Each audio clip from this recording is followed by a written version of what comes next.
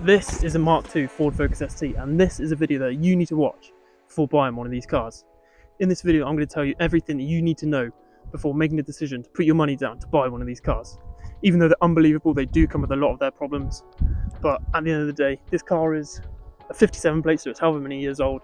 You've got to kind of expect those issues at the end of the day. But yeah, here's what you need to know.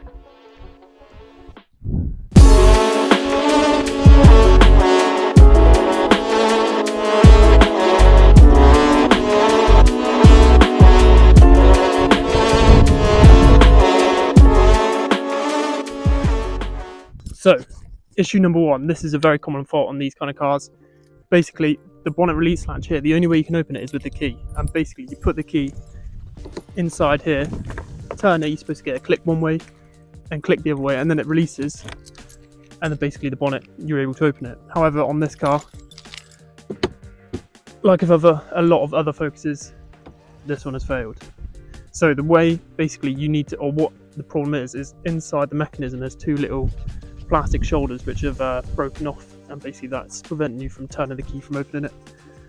But the way to get this off is a bit of a faff, and I need to double check on videos online, but you need to basically get under here and I think with like a scalpel, not a scalpel, like a something thin and sharp, you can get in, prise it open, and you'll be able to get the latch out. But it's a bit of a faff, I need to get that job done. So yeah, number one, bonnet latch assembly. So there is one major issue that everybody's scared of with these cars, and it goes head over shoulders over everything else.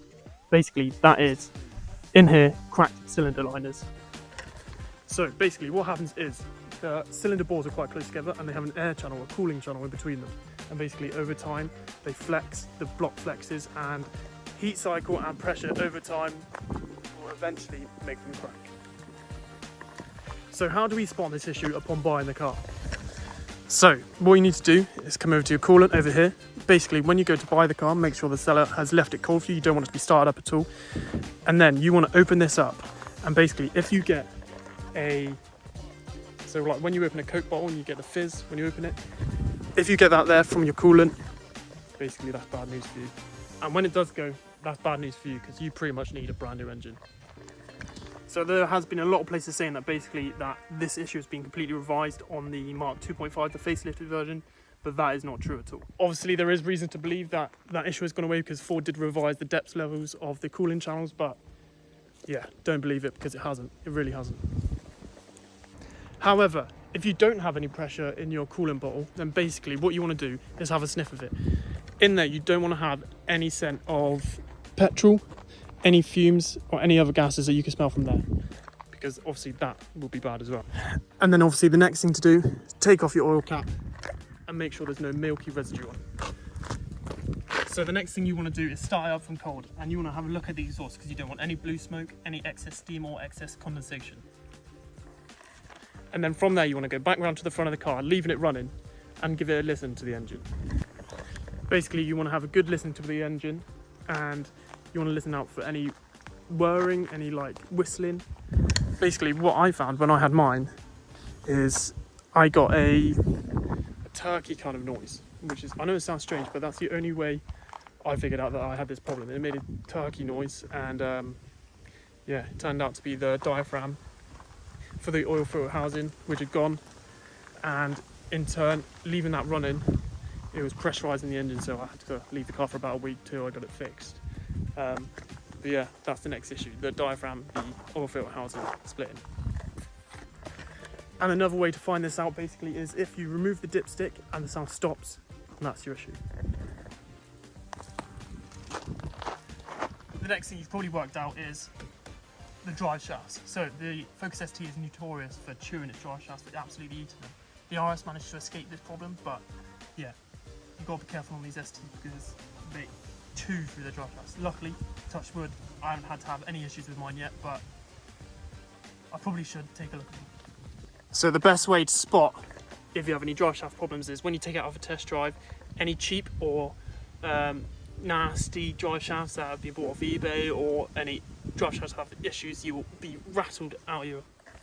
So the next thing to look out for on these cars is rust. Now a lot of these cars are prone to rusting on the arches here and where the panel cap is here. Sometimes it rubs on here and tends to start rusting in there because it peels away the paint. But make sure when you first look at the cars, make sure you go around each surface and have a look at the flared arches which you get on here, which aren't as big as the RS, but they are noticeably bigger than the standard Focus. So go around all the arches and go around like the edge of the boot, especially where the stops are, and up around the top. If you're buying a car that you know has been modified and has more power, has had remap, then make sure you check that the clutch isn't slipping. As the clutches originally weren't built for massive power that people put into these cars, basically what you'll notice is when you accelerate hard and go into the next gear, you'll see the revs shoot up, but with you not increasing any speed. And this is a sign that your clutch is slipping.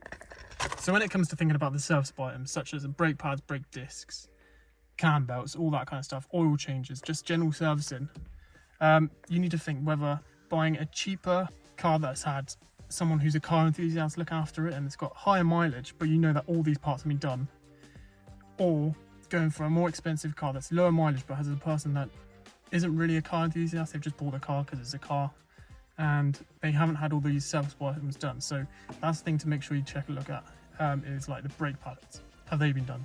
The brake discs, have they been done? Cam belts, when have they been done next? Because you don't want to come to the times where you're at the stage of the vehicle's life where you need to get all the cam belts done, the brake pads done, brake discs done, because these all add up at the end of the day and they're not cheap items really.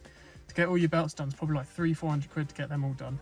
And then your brakes, depending on how much you want to spend, can then go from anywhere from like £30 for brake pads up to hundreds of pounds for brake pads. And then you've got to get them all around. And then brake discs as well, you've got to think about them. Have they been changed recently? And the other thing is tyres. And I'll move on. So when I bought my car, this car had 4 different tyres each of the way around, so which is a bit questionable, obviously. So they weren't too worn, but I was like, right, I'm getting rid of them. So I bought some Uniroyal Rain Sport 5 tyres, which I think cost me about 600 quid, and I can't recommend them enough. They have been absolutely amazing in all types of weather and all conditions. So yeah, if you want to get some tyres, I'd thoroughly recommend Uniroyal Rain Sport 5s. They're middle of the bunch, but they've been perfect. They've been absolutely amazing. So when you're going to buy the car, make sure you're having a look at the tyres, look at the quality, look at the brands, see if they all match. Also check the quality of the brakes, the brake pads, tell if they've been changed or not. Because obviously if you have different kind of tyres all the way around, then it's, you know, you're buying it off someone who doesn't really care about their cars, doesn't really care about their safety. And same with the brakes and brake pads. If they haven't been done, haven't been changed recently, is it a worthy car to buy? And then you'll be questioning, have all the serviceable items been done? And then you'll be thinking, is buying a cheaper car better or is buying a more expensive car better? So you've got to weigh up both ways. If the serviceable items have been done and have been bought from a person who has cared about the car and loved the car, then yeah, it's probably better to go with one of those cars that are a bit high mileage, so you know that everything's been done and it comes with full service history, instead of buying from someone who doesn't really care about their cars, it's low mileage and hasn't really bothered to get those things done. So the Focus ST comes in 3 different spec options. You get the Focus ST1, the ST2 and the ST3, and these all have different items which come in the car. But if you want the best of both worlds, not too expensive, not too cheap, go for the ST2. This is an ST2 and it comes with Recaro seats, a Sony CD player, it has dual zone climate control, all sorts. And the only other thing that the ST3 has is heated leather seats and a 6 CD multi-changer, and a bit more of an upgraded stereo system. But if you want the best of both worlds, I'd go for an ST2 if I were you. And also, as you can see, these cars can come in either a 5-door variant or as a 3-door variant. And now, I wish I got a 3-door variant in the first place, but if you're someone that's got a family or wanted to have a family and a performance car, then these 5 doors are perfect. It's got a massive boot, and yeah, they're cheap to buy, they're cheap to run, sort of. Get to that. Yeah, if you want a practical car, go for a 5-door.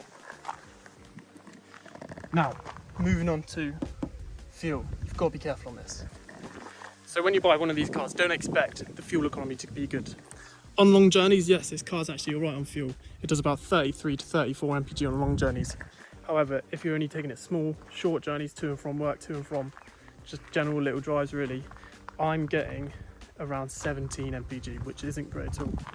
So it costs me around £120 a month to go to work, and I'm only travelling 6 to 7 miles each way. So that is one thing to definitely be wary of.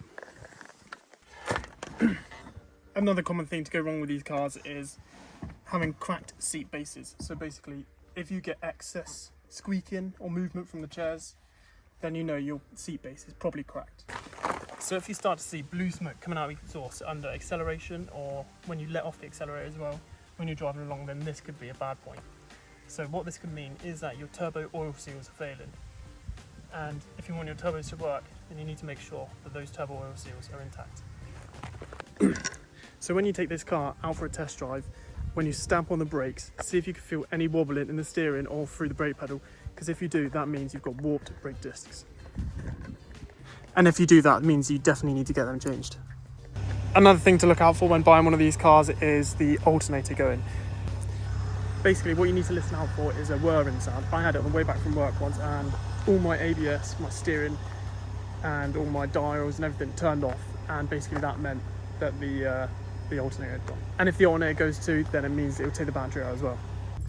So just factor that in as well, because that would be another big expense, because I think the alternator and the battery for both of them cost me about £300. And there you have it. You have all the tips now to go and buy yourself a brilliant Mk2 Ford Focus ST. I honestly can't recommend them enough, but as I said, make sure you do your research and make sure you look into what kind of Focus ST you're buying. Make sure you ask the questions, make sure you do a good look around the cars, and make sure you're buying your perfect Focus ST Mark II.